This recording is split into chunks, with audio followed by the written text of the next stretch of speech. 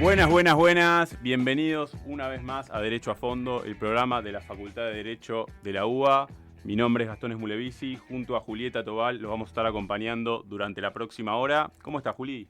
Muy bien, ¿vos? ¿Cómo estás? ¿Cómo te trató la lluvia? La lluvia muy bien. Estamos acá con mesa ampliada para hablar de un tema crucial, ¿no? Un tema crucial. Espectacular. Vamos a estar hablando entonces de Derecho del Trabajo. Recuerden seguirnos en nuestras redes sociales. Estamos en Instagram como @derechoafondoRUBA. Estamos en TikTok como Derecho a Fondo. También nos encuentran en X, YouTube, Facebook, Spotify, LinkedIn, y creo que terminó ahí el repechaje. Agradecemos como siempre a Agustín Boteatos en la producción y a Isabel Gestoso, en la operación a Jorge Gómez y en la coordinación general a Clara Silvén y Laura Llanela. Arrancamos.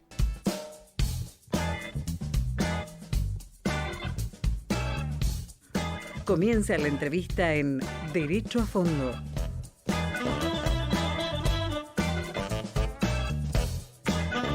Continuamos en Derecho a Fondo. Recuerden seguirnos en nuestras redes sociales, en Instagram, @derechoafondoRUBA. Ya tenemos sentados en los estudios de Radio UBA a Martín Morelli, abogado independiente, egresado de la UBA, ayudante de primera en la cátedra Muniolo, Elementos del Derecho del Trabajo y la Seguridad Social por la UBA, magíster en Derecho por la UCES. También lo tenemos sentado a Fabio Glach, del estudio Glach y Asociados. Ambos dos dan capacitaciones en el Colegio de Abogados y son abogados de a pie que caminan la calle, ¿no? Eso es lo que a mí me gusta. Y queremos, bienvenidos primero al programa. Gracias. Bienvenidos. Queremos empezar con lo que más urge, que es la reforma laboral, ¿no? Post ley bases. ¿Qué es lo que tenemos que saber? Bueno, un gusto, gracias por la invitación, Julieta, Gastón, acá al espacio de la UBA, del cual soy egresado, así que está bueno que todos los egresados aporten algo de capacitación o lo que puedan.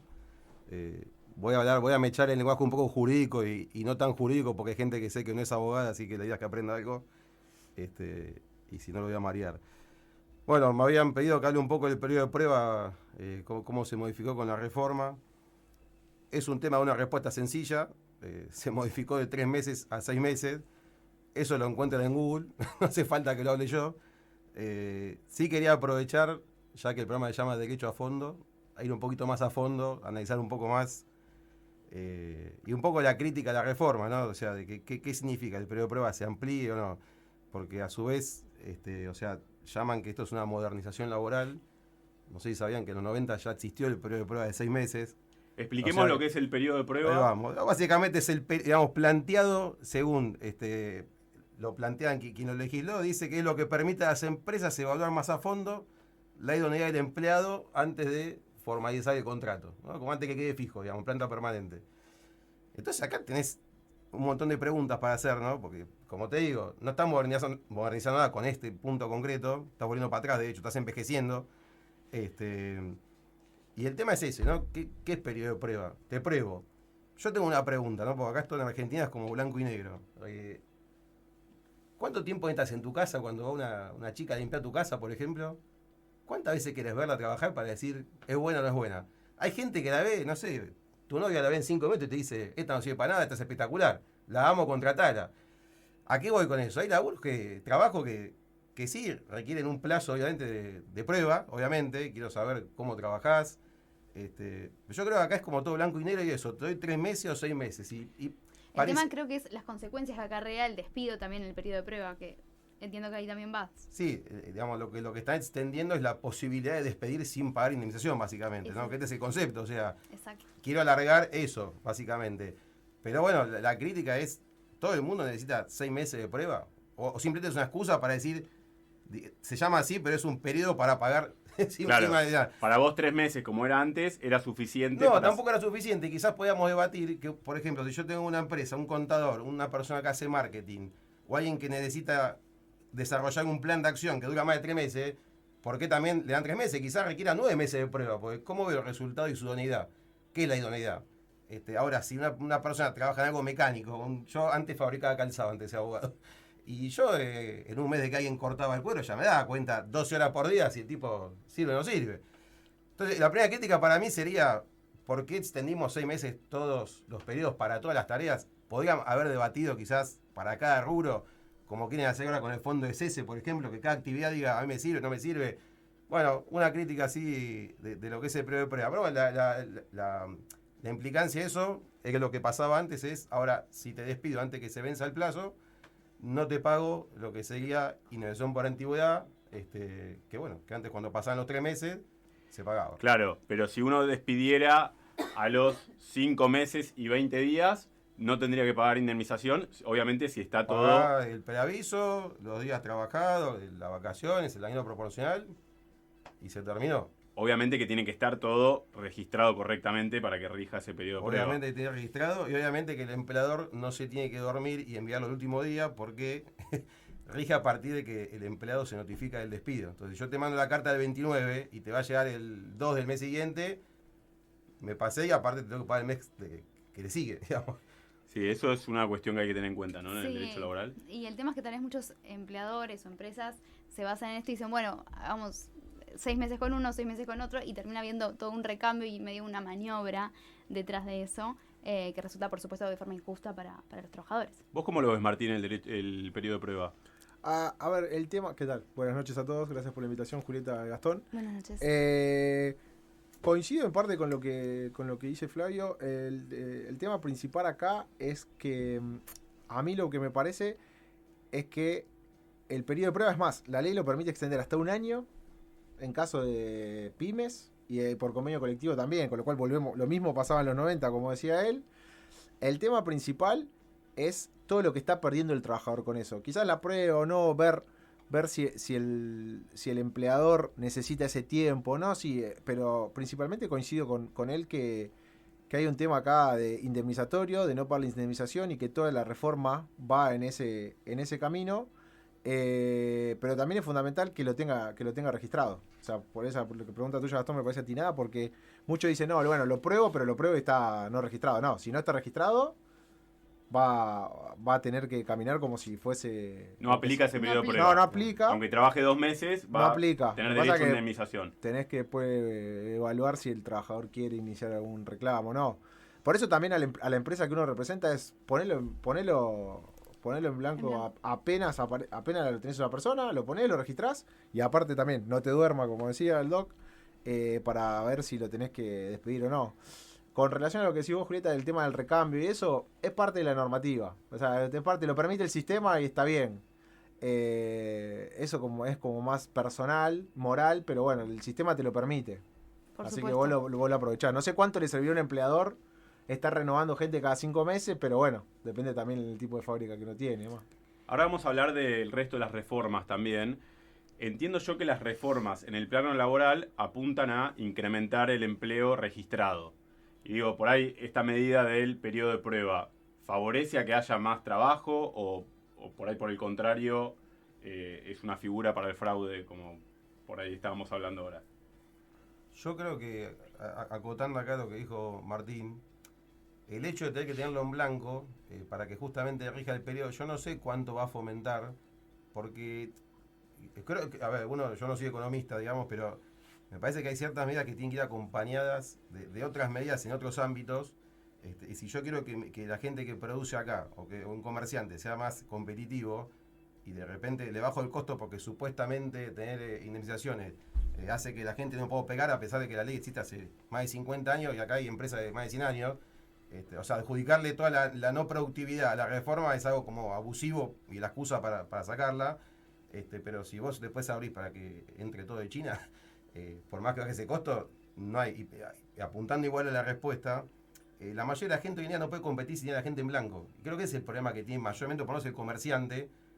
Porque yo te hablo también estando del lado patronal, del lado empleado, de los dos lados. Y lo que siempre llega es ese: si yo tengo una persona en blanco, me sale un montón, tengo que pagar cargas, tengo que pagar. Es un montón de plata, no puedo tener gente. Entonces, por más que tenga esta facilidad, no se está ahorrando eso que hace que él pueda bajar el costo. Sigue siendo un parche. Lo que se está ahorrando es pagar una indemnización, pero no el costo del día a día. Sí, se echa la culpa al trabajador de la industria del juicio, que se caen las empresas y demás. Existe hace 50 años la ley, hay empresas hace 100 que siguen funcionando. Obviamente que existe de todo, pero creo que en ese punto la ley, la reforma no permite esto, que hablaba, que preguntaba Gastón, no lo permite. Es más, creo que desalienta la registración, quita las mal llamadas multas por no registración, con lo cual esta posibilidad de te contrato 6 meses, hasta 6 meses y no te puedo despedir sin indemnizarte, creo que no lo busca, no lo hace, y es más, hubo un periodo que daba la misma ley de plazo para que se registrara, periodo de gracia para que los trabajadores registraran relaciones laborales que estaban antes de la ley sin registrar, y 0,3%, creo. O sea, creo que 10.000 trabajadores se registraron. Nada. Con lo cual, a las mismas estadísticas te muestran que no sirve. Sí, sabemos que hay un porcentaje muy alto de empleados no registrados hoy en día, o sea, realmente la tasa es muy alta. Y bueno, y queríamos desarrollar un poco todo este tema de las multas, que ya no están, o sea, el tema de las sanciones, sobre todo el tema del trabajo no registrado. Y por lo que ustedes están diciendo, no generó un incentivo tampoco en los empleadores como para poder contratar. ¿Y qué es lo que sí genera, además del perjuicio del trabajador? ¿Algo fomentó o no? Yo creo que principalmente en la reforma, lo que vas a seguir trabajando y buscando es el trabajador independiente, que en realidad hace tareas laborales, pero que lo tomás por fuera. La misma reforma lo produce por ese lado. Esta situación de una persona que viene, no sé, y lo tomo como un colaborador, como dice la ley, fomenta eso, no relaciones laborales, por lo menos en los hechos, ¿no? Escrito, digamos, los hechos van a ser, pero no sé si va a terminar llegando a que eso después sea algo concreto. Me parece que van a seguir existiendo los juicios que siguen existiendo. No sé si van a terminar cambiando la idiosincrasia de los empleadores, como decía el doc. O sea, termina siendo un costo el trabajador, lamentablemente, lo tomás como un objeto, no lo es, pero termina siendo un costo. Y quizás quien tenía 10 personas te dice, bueno, tengo 5, me achico, y a esto lo puedo mantener porque son los que me bancan y están, y lo bancamos, y si puedo mantener todo registrado. Entonces yo no veo que con eso pueda hacerse. Sí. Yo veo también más precarización inclusive, porque sin ir a temas técnicos, laborales, legales, si yo te digo a cualquier persona, mira, a partir de ahora si vos matás no vas preso la mitad que antes. ¿Qué haces? Y tenés más incentivo para matar, no para no matar. Entonces, te estoy sacando la pena. Está bien que tenés una pena sin indemnización, ahora si podemos desarrollar la diferencia de una multa, una indemnización, que también es lo que está debatiendo, pero digo, me están sacando la pena, ¿qué me está fomentando? Al contrario, si querés que se pone trabajo en blanco, pena más todavía el trabajo en negro. Es un tema lógico, ¿no?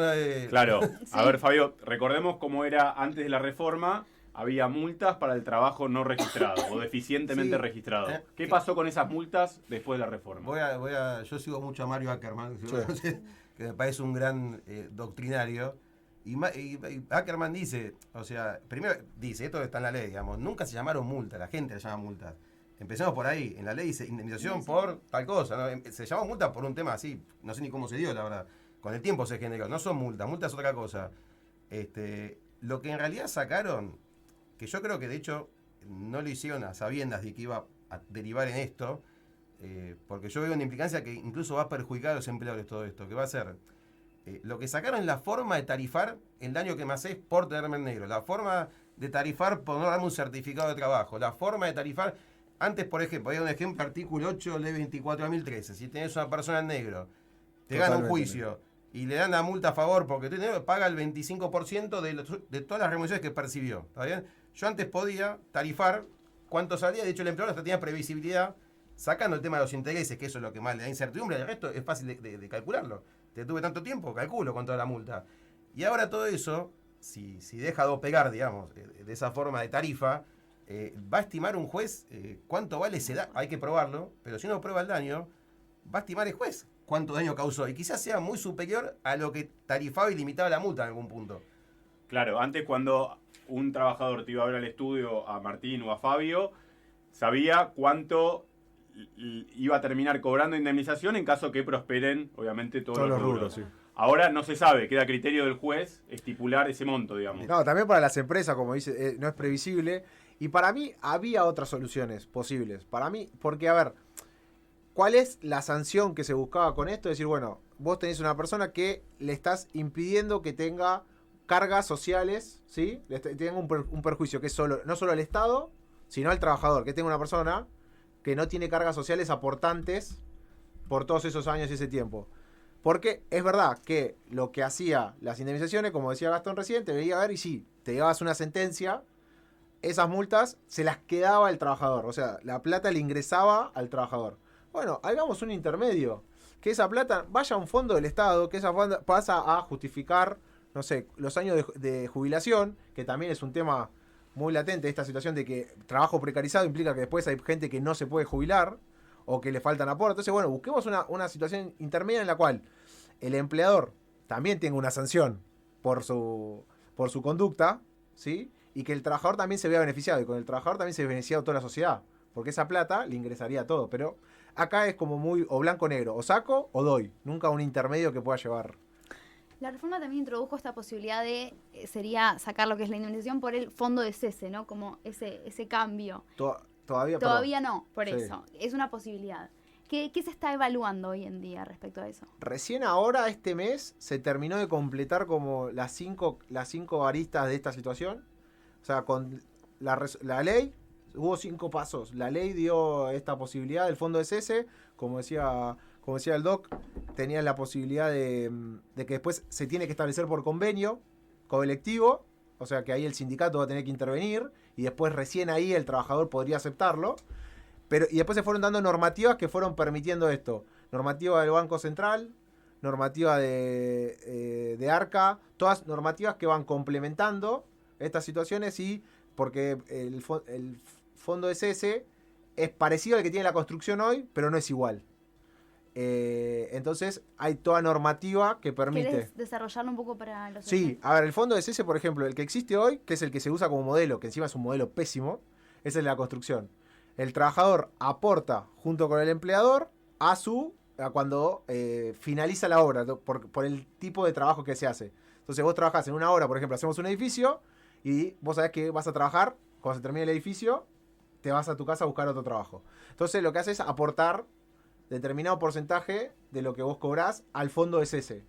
El tema es que la construcción, la mitad del trabajo es fuera de registro. O sea, ya estás usando un ejemplo que en sí no funciona ya, que ya sabes que no funciona.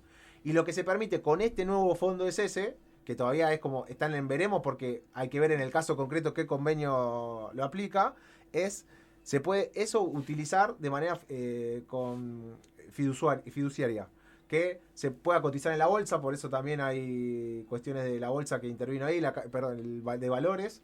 Entonces, son todas inversiones, fondos de inversiones que va a tener la posibilidad de invertir. ¿Cómo se va a invertir? ¿Qué se va a invertir? La normativa te dice, ojo, que el sindicato puede participar hasta acá, pero hasta tanto no. Lo veo muy difícil todavía. No sé qué sindicato va a ser el primero que dé el piecito. Hubo varios que amagaron, pero también es un costo con tus afiliados, que no sé quién lo va a querer dar. Te agrego algo a todo lo que sí que estoy de acuerdo. De vuelta, tenés que estar en blanco para hacer el fondo. Claro. Sí. El tema es si lo van a querer blanquear de vuelta en construcción, mayormente por el tema accidente. La gente, muchos blanquean más que nada para estar prevenidos de eso. En comercio, la gente no quiere blanquear a los empleados. Y acá, entonces, y después el otro tema que está en pugna es quién va a hacer ese aporte, si sale del sueldo Claro. del empleador o del trabajador. Claro. Y eso nos vamos a enterar cuando salga, no es que uno participa y puede votar como parte del sindicato que quién quiero que ponga la plata. Eso del fondo está previsto en la ley, pero no está reglamentado No, todavía. Se reglamentó, lo que pasa es que ahora, como sería como la reglamentación final, la tiene que hacer cada sindicato con la federación de empresarios, entonces tiene que ser particular. Claro. No es que ahora, con la normativa que esté reglamentada, puedo ir yo y le digo, bueno, firmamos y digo, el fondo es ese. No, necesitas que haya un convenio que marco. Y te digo nada más, va a generar un montón de renuncias. Yo tengo clientes que tienen constructora, ¿y qué hace la gente? Como sabe que eso no depende que el trabajador lo pague porque ya está depositado, renuncio, cobro, vuelvo cuando quiero, trabajo. Sí. Entonces, la gente tampoco va a tener continuidad en los empleados cuando pase eso. Porque la gente cuando dice plata, te renuncié y me fui.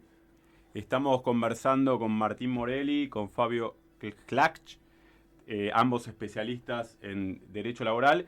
Estamos hablando de las reformas de la ley bases que atañen al foro laboral. Hablaron antes por ahí de colaborador independiente. ¿Qué significa esa figura? Bueno, básicamente es... la realidad, ¿qué significa? No sé hoy en día porque va a tener que definirlo los jueces con la jurisprudencia. Yo creo que esto lo vamos a aprender y por eso creo que mucha gente que todavía no lo aplica, por el miedo. De hecho, yo a mi cliente le digo, no hagas nada todavía, porque en algún punto tenemos que camuflar hoy en día cualquier relación que está como monotributo, que hoy en día es completamente denunciable. Es un fraude de camuflar relación de dependencia bajo esa figura. La realidad, a mí me da miedo asesorar a alguien hoy en día y decirle contratar a alguien de esa forma, porque no sé cómo va a terminar sentenciando los jueces estas cuestiones. Pero bueno, la idea está hecho justamente para que los emprendimientos, que hay que definir qué es un emprendimiento. No sé, un estudio jurídico es un emprendimiento, un kiosco que es un emprendimiento. No está definido eso tampoco. Entonces, no sabemos ni a quién aplica, no sabemos bien. Entonces, como no se sabe a quién aplica, no sabe bien la calidad del empleado que puede, digamos, ser que ese colaborador tampoco. No sé. Sí. Queda inconcluso, sí. Y otra cuestión, Juli, que es generó mucho desorden en materia judicial, es el tema de los intereses. Ah, pero podemos hablar 3 horas si querés seguida de los intereses. O sea, tenés 3 programas seguidos, lo hacemos. Sé que fue cambiando a diferencia de los fallos. ¿Cómo quedó hoy en día? Depende del juzgado que te toque y la sala que te toque. Hermoso. O sea, Siempre.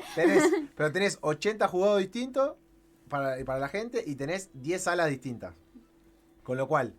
Con 80 juzgados de primera instancia y 10 salas de segunda instancia. No sé si te pasa, que cuanto más sabés y más experiencia tenés, es más difícil de responder. No, es Porque que no sabés. cuanto más conoces los juzgados, más te das cuenta que no puedes prever nada. Es decir, hay mucha subjetividad en todo. Entonces... No, y aparte hay muchos juez subrogantes, o sea, hay muchos juzgados vacantes, con lo cual el criterio que tiene un juzgado hoy, mañana, me cambió el juez, me cambió el criterio.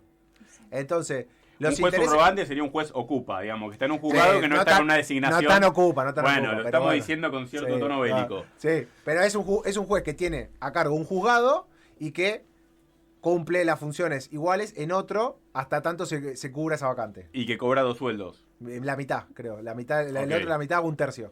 No, está bueno saberlo porque Sí, justamente sí. estamos hablando de derecho de trabajo. Sí, pero el tema principal acá es que, a ver, los intereses hasta antes se licuaba mucho la indemnización del trabajador por la inflación que tenemos en el país del 2010 para adelante. Entonces, había empresas que jugaban con eso. O sea, grandes empresas que jugaban con esa situación en la cual, bueno, vamos a sentencia, llegamos a sentencia, total, se va licuando. Esto se modifica hace 2-3 años atrás por un acta de la Cámara del Trabajo, Nacional del Trabajo, cambió la forma, pero la Corte no lo avaló. O sea, hubo varias, no lo avaló, hubo 2 fallos, Oliva y La Cuadra, no avaló las 2, pero la Corte no dijo cuál es la tasa que se tiene que aplicar. Entonces tenés recursos constantes y en el medio de todo esto, el fallo de diciembre del año pasado, Ferrari con Levinas, o más conocido como Levina, donde te dice tenés que ir al TCJ, al Tribunal Superior de Justicia de la Ciudad, con esta transferencia y más, que la Cámara Nacional de Trabajo, los jueces no quieren saber nada. Entonces, bueno, está todo inconcluso y no sabemos qué vas a cobrar ni cuándo vas a cobrar. Bueno, hermoso. Divino. Si faltaba algo Sí. de incertidumbre en Argentina, tampoco sabemos cuánto va a ser el cálculo de intereses. Estamos conversando con Fabio Glach, con Martín Morelli. Quédense que enseguida regresamos con más Derecho a Fondo. Derecho a Fondo. Radio UBA 87.9. Continuamos en Derecho a Fondo. Recuerden seguirnos en las redes sociales. Estamos en TikTok como Derecho a Fondo. También en Instagram nos encuentran como Derecho a Fondo RUA. Estamos conversando con Martín Morelli, con Fabio Glach, o Glach, ¿cómo hay que pronunciarlo? Como salga más fácil. Bien. Bueno, tenemos un montón de preguntas de nuestros oyentes, Juli. Un montón. ¿Querés que arranquemos? Arranquemos. Bueno, tengo una pregunta acá de Jorge de Caballito, nos escribe. Trabajo de seguridad en un edificio y me hacen hacer 2 horas seguidas. ¿Eso está permitido o hay un máximo de horas por ley? 2 o 12. 12. 12. El convenio te permite, ese convenio te permite el tipo de horario, hay que ver el convenio específico, ese permite, obviamente que lo que vas a tener que ver el señor es si le dan el descanso para volver a trabajar al otro día, pero el convenio, en ese particular, si no me equivoco, te lo permite por el tipo de tareas. 507/07 de seguridad privada. Sí. Clarísimo. Otro, Marta nos consulta. Entré a trabajar embarazada y no dije nada por miedo a que no me tomen. Si me despiden, ¿tengo alguna protección especial? ¿Tengo alguna consecuencia por no haberlo dicho cuando ingresé?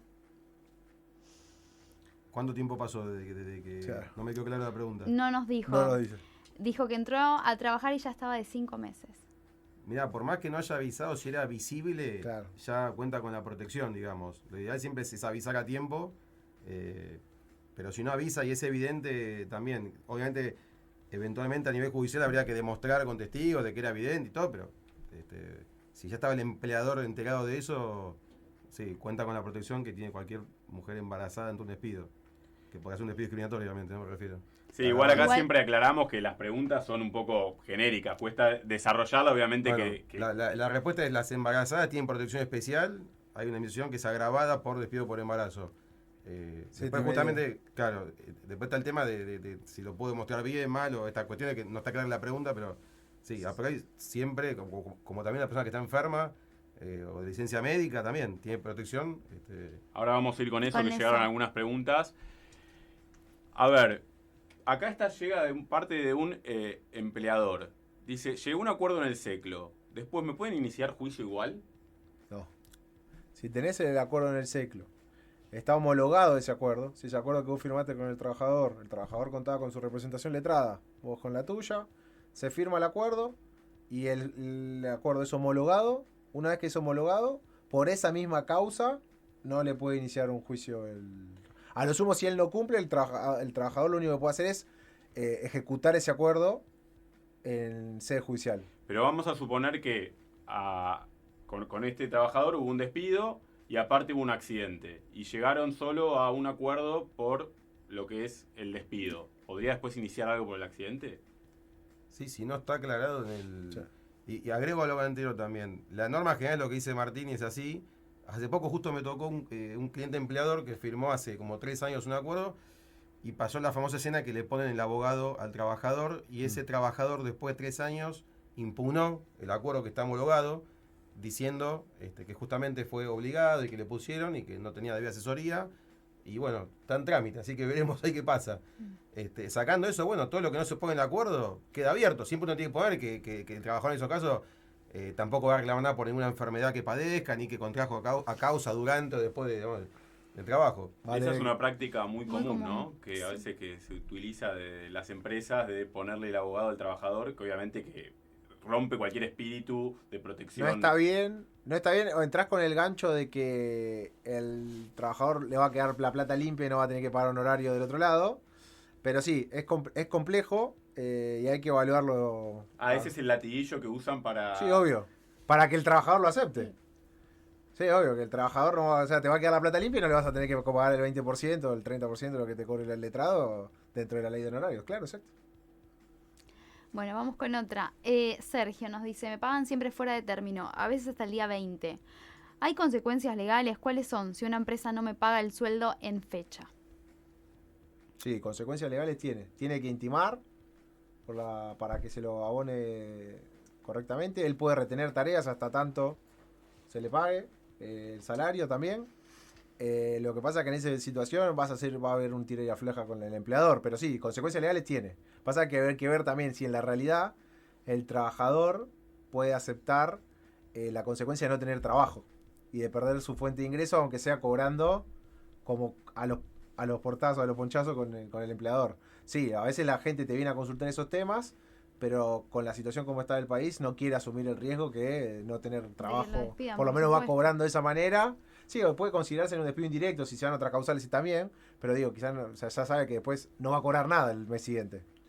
Está bueno aclararlo, Martín, siempre que hablas de intimaciones por medio fehaciente. Medio fehaciente, siempre tiene que haber, no me puedo considerar despedido directamente, tampoco puedo despedir a alguien directamente, salvo que tenga una causal de gravedad tal que así lo amerite, del empleador al trabajador.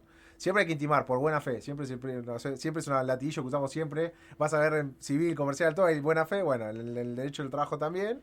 Y por buena fe hay que intimar al otro para ver si revé su postura. Con un telegrama, que eso se puede hacer online hoy en día o tiene que ser... Se puede hacer online, te lo permite el sistema. Y es gratuito para el trabajador, también está bueno aclararlo. Es gratuito para el trabajador, los derechohabientes, si lo puede mandar el esposo, a quien sea, el esposo. Sí, se puede hacer online y también el empleador puede hacerlo online, pero al empleador la carta documento le cuesta. Clarísimo.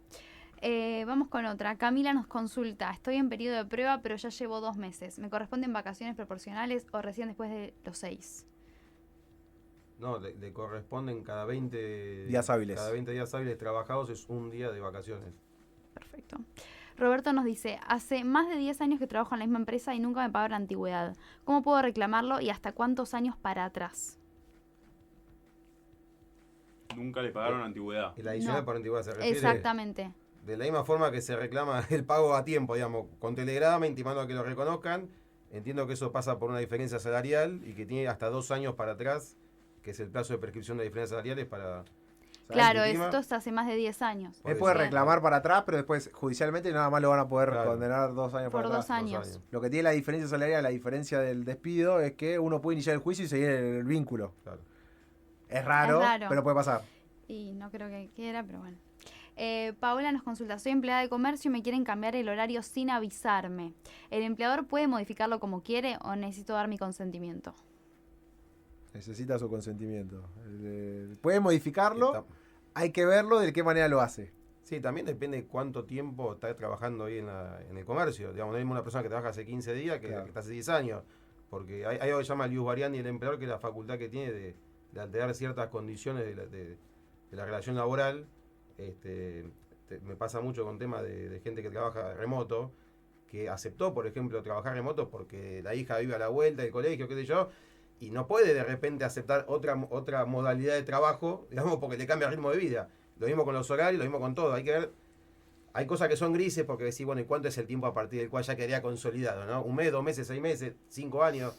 Pero bueno, a priori hay que ver si hay un abuso en eso de parte del empleador. Que hay cada caso en eso. Y con este tema del trabajo remoto, del teletrabajo, ¿hay una reglamentación específica o nada? Sí, son 2 cosas distintas. Perdón, Bien.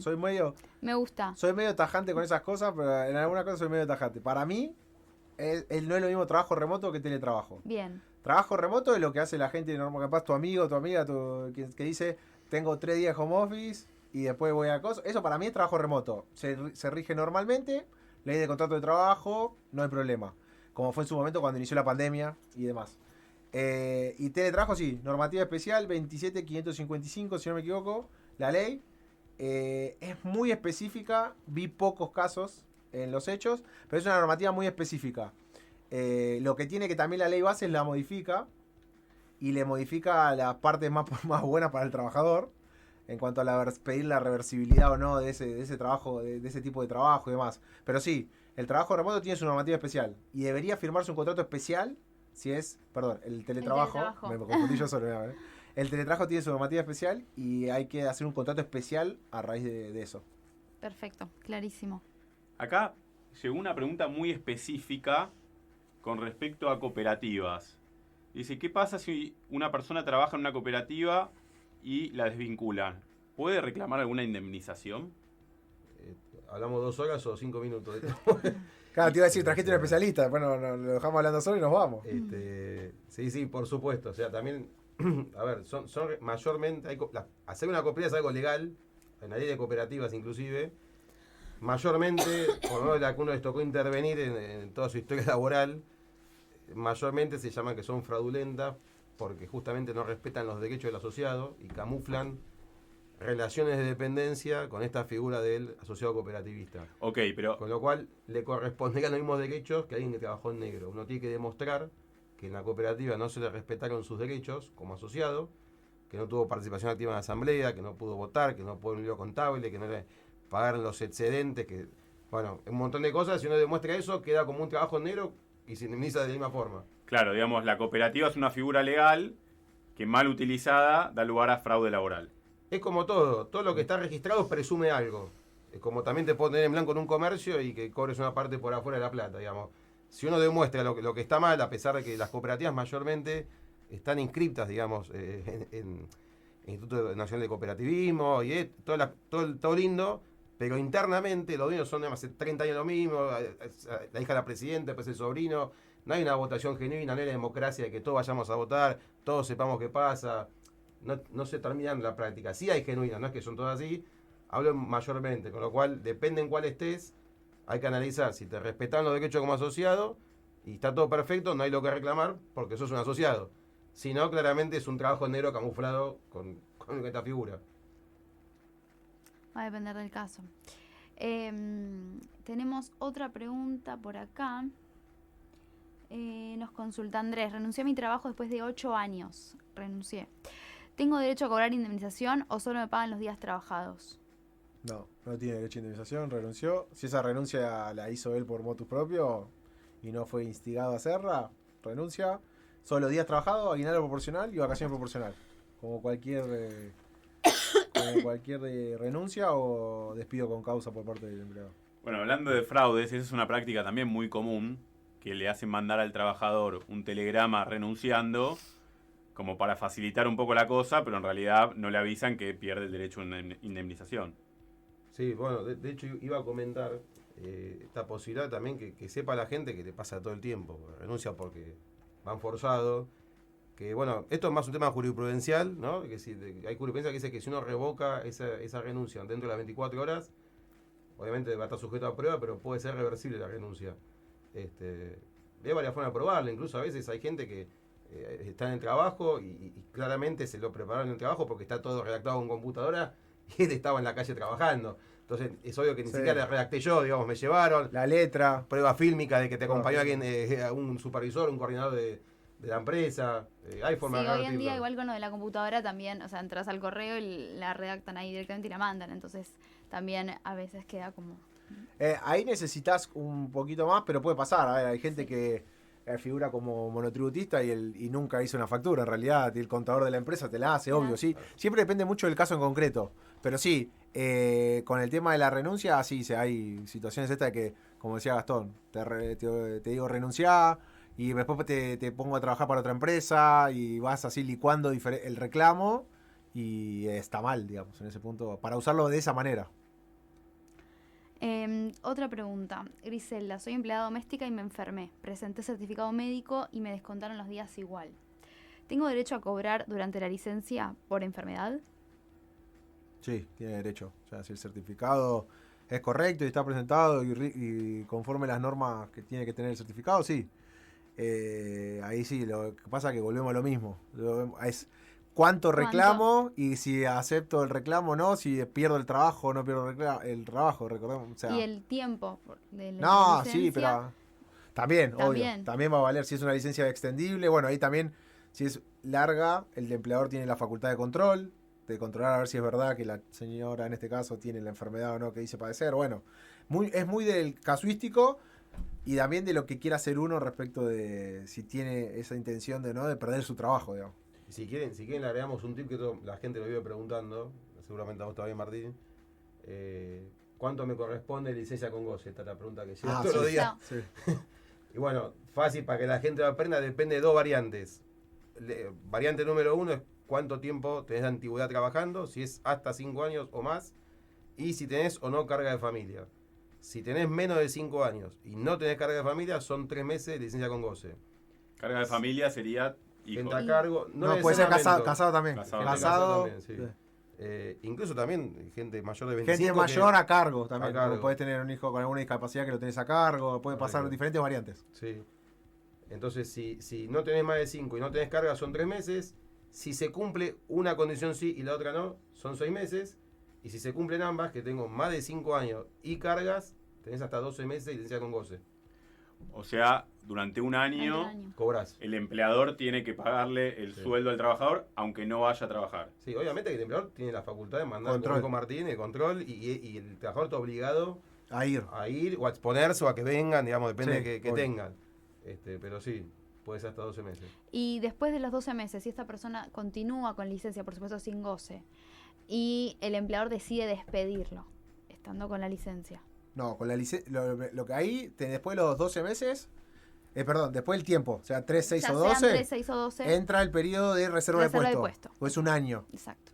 Para cualquiera que no pagas, ahí ya el empleador, no paga nada, y después, pasado ese tiempo, si el trabajador no se reincorpora, el vínculo se termina sin indemnización. Con lo cual, ahí no te conviene, si entró en reserva, dejarlo estar. Cuando vos decís no paga nada, pues justamente hay una pregunta relacionada a eso, tampoco paga aportes. No paga aportes, pero el trabajador o la trabajadora tiene obra social. Por la ley de obras sociales tiene obra social igual, cubierta. No pierde su derecho a la obra social. Tiene la obra social.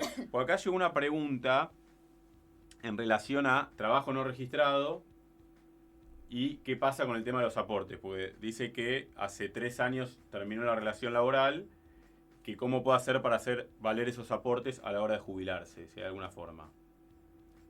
Por ahí es más de la seguridad social. negro y que reclama aporte, entendí. Sí. Claro, ella pregunta si hay alguna forma del tiempo que trabajó estando no registrada, si podría hacerlo valer en una futura jubilación. Es una pregunta por ahí más propia de la seguridad social, ¿no? Sí, en ese punto sí, entiendo. Al principio te diría que no lo va a poder hacer valer por una cuestión de que ya pasaron aparte de los 2 años. Prescribió los 2 años. Claro. Prescribió los 2 años. Habría que verlo bien con algún especialista en seguridad social, pero en principio te diría que estamos complicados. Y si fuera menos de los 2 años, lo mismo. No, si fueran menos de 2 años, o sea, si es una relación, sí, o sea, tendrías que intimar y lograr llegar a una sentencia y con esa sentencia comunicar a la ARCA de la relación en enero y que después hacer el trámite posterior, que es más engorroso que un juicio, de que te reconozcan esa antigüedad.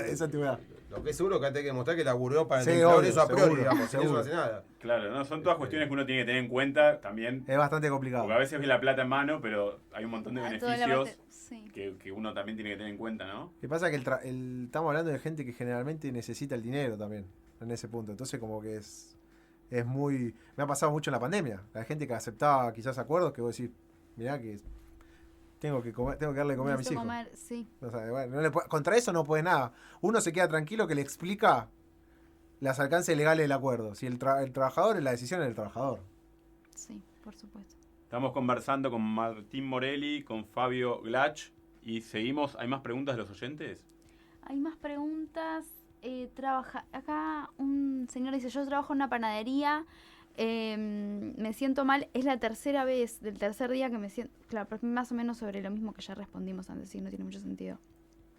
Si me puede descontar el día, eso es lo que consulta, porque no tengo certificado, ahí está, ahí vino completa. No tiene certificado, es el tercer día que se siente mal, me puede descontar el día, me quiere mandar una sanción, ya me amenazó por WhatsApp. Sí, 100%. O sea, si no hay certificado. De hecho, más, hoy justo me consultó un empleador porque una empleada le trajo un certificado que dice hoy fue atendida por la clínica, no sé, Evita. Pero no decía reposo. Entonces le dije, bueno, mañana tiene que ir a trabajar. También hay mucho tema con eso, de que tienen que estar atentos los trabajadores cuando van a la guardia y quieren un reposo, que aclare el médico que haya un reposo. Si no le indica reposo, volvés al día siguiente. Está buenísima la pregunta porque te lleva siempre a la casuística, ¿no? Porque a veces sucede que nosotros los abogados estamos muy acostumbrados a las cartas de documentos, los telegramas, pero la realidad demuestra que se manejan por WhatsApp, por llamado, por audio, lo que sea. Si uno, en este caso, le dijo, che, Pirulito, me siento mal, hoy no voy, y el otro le puso un ok, un emoticono, lo que sea, ¿eso alcanzaría o igual se necesita el certificado? O te dice ok y después te descuenta el salario. Si yo voy parte empleadora y me dicen, ¿tu empleador dijo ok? Sí, dijo ok, a que me organizo ahora en base a que no venís. Claro. No a que te voy a pagar el día. O sea, ¿Y si venís de parte del trabajador, qué Y dirías? yo no te diría que te tenés que cubrir. Uno tiene que cubrirse en ese punto. Está bien, estás cubierto, está avisado. No te puede decir después, quizás, o debes usarlo para decir, bueno, no tiene te va a decir no tiene justificado, pero no dio aviso, nada. No, sí dio aviso y está avisado, pero sí tiene que justificar, como dice el doc, como dice Fabio. Del otro lado tenés que estar cubierto. Lamentablemente sí. y un tip más, por si preguntan esto que está bueno. Tema de también mucha gente que está con el tema del estrés ahora hoy en día, que estoy con estrés, pánico, lo que sea, también ese tipo de licencias las tiene que dar un médico psiquiatra. No es un médico de psicólogo, familia claro. o un psicólogo. clínico. Esos certificados no sirven si no son por psiquiatra. Especialista. Ni siquiera psicólogo, psiquiatra Por eso, tiene que claro. ser. Le digo eso porque me pasa todo el tiempo, entonces está bueno aprovechar para comentarlo. Es un caso muy común el del estrés. Sí. ¿El estrés es real o es creado? ¿Estamos hablando de una pregunta psicológica? No, estoy preguntando en la casuística, porque digo, vivimos en tiempos turbulentos en los cuales queremos hacer más cosas de las que nos da el tiempo. Yo cuando me llama mi cliente, a ver, uno confía en lo que dice el cliente es cierto. Sí, Hay de todo, es cierto que hay de todo. Hay gente que motiva la mentira, hay gente que consiente. Bueno, yo a veces prefiero no indagar, digamos. Yo hago lo que legalmente tengo permitido y si me trae certificado y el certificado es válido y no es de... Bueno, se presentará. Tengo acá una última pregunta. Si me contratan como monotributista, pero trabajo todos los días en la empresa, ¿ahora es legal o sigue siendo fraude? Sí, conteste. Bueno, eso ahora lo que van a querer comprar como colaborador, pero en la práctica es lo mismo que hablamos con la cooperativa, a ver, lo que diferencia, un monotributista es un local de servicio, es decir, yo hago una tarea, voy a hablar así para la gente que no es abogada, yo hago una tarea, yo vengo, te pinto tu casa, me fui, yo soy abogado, te resuelvo un caso, me pagás, me fui, no soy tu empleado de por vida o con una jornada tipificada, ni vos me decís cómo hacer las cosas. Y lo que define la relación de dependencia es justamente eso. Tengo una jornada, me dan las herramientas, me dicen qué hacer, cómo hacer, me cambian, che, vení presencial o virtual. Entonces, al fin y al cabo, en la práctica, si uno demuestra que todas las características de esa relación es una relación de dependencia, es una relación de dependencia. Punto. Exacto. Está clarísimo. Bueno, estuvimos conversando con Martín Morelli, con Fabio Glach. La verdad que un placer enorme, chicos, abogados laboralistas, los dos especialistas en la materia. Muchas gracias, la verdad que resolvieron un montón de dudas nuestras y de nuestros oyentes. A ustedes por la invitación. Le damos la palabra final, si quieren decir algo, algún tip, consejo que... No, siempre ante la duda consultar al abogado, siempre. Es muy casuístico todo, a veces es muy, como las respuestas son muy genéricas, pero siempre va a depender del caso concreto, con lo cual siempre hay que asesorarse y después evaluar qué hay que hacer o no a raíz de un asesoramiento. Yo puntualmente, o sea, de cualquier duda, lo que siempre sugiero es Instagram mmorelli, Abogado. o Estudio Glach. Muy bien. Excelente. Especialista de primera. Nos quedamos sin tiempo nosotros. Recuerden seguirnos en nuestras redes sociales. Estamos en Instagram como @derechoafondoRUA. Estamos en TikTok también. Y si se perdieron el programa y quieren volver a escucharlo, Nos encuentran en YouTube y en Spotify como Derecho a Fondo Radio UBA. tenemos un sorteo vigente. Tenemos un sorteo vigente en nuestro feed, búsquenlo en nuestro Instagram de Derecho a Fondo RUBA y encuentran ahí el último posteo, está el sorteo que pueden participar, tienen que ingresar, likear, etiquetar y bueno, tenemos un libro y una suscripción gratuita. Con el dial. Tenemos esa oportunidad, así que aprovechenla. Agradecemos como siempre en la producción a Agustín Boteatos, sobre todo a la gran Isa Gestoso. Muchísimas gracias, Isa, por hacer del programa un programa mucho mejor. Agradecemos a Jorge Gómez en la operación, a Clara Sirver en la coordinación. Mi nombre es Gastón Esmulevici. El mío, Julieta Tobal. Nos reencontramos la semana que viene para seguir disfrutando de más Derecho a Fondo.